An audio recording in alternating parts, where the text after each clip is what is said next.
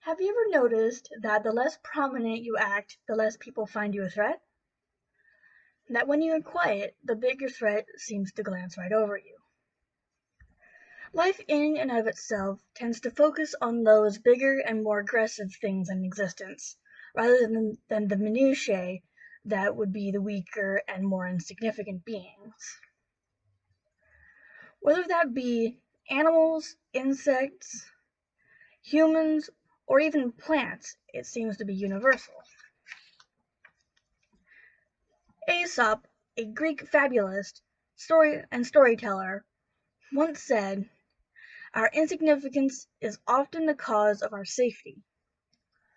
When one keeps their head down, danger tends to pass us by, no matter the creature we may be. This is why, when presented with a threat, predators, disaster, angry individuals bigger than we are, our instincts tend to tell us to hide until the danger passes. While fight or flight is a common and famous reaction, part of that flight is the instinct to hide or make oneself smaller, as to make the threat either lose sight of them or lose interest. For example, in the wild, ground vermin such as gophers, groundhogs, and meerkats hide underground when predators are afoot. They use their tunnels to get out of the line of sight, banking on the danger to lose interest or to get distracted by something else, another predator or another source of food. In early human history, man had to keep low and out of areas they could be attacked. I read an article that described the predators early man would have faced. It was written by Ross Pomeroy in his article, "What Hunted Ancient Humans?"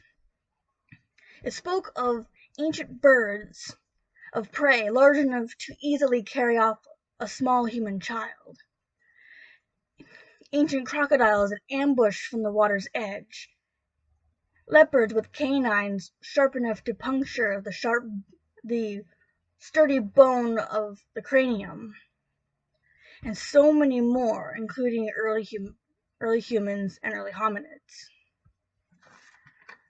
With so many threats, ancient humans would have had to have grown a primal instinct to hide, which became second nature even millions of years later. To make oneself as insignificant as possible was a factor of survival. In recent times, it can still be used in the same context, but without the predators of our ancestors, and modern versions being easier to contain and easier to deal with in general. We may turn this whole concept into situations of the theoretical nowadays, where one aims to not be singled out of a crowd or to not look suspicious.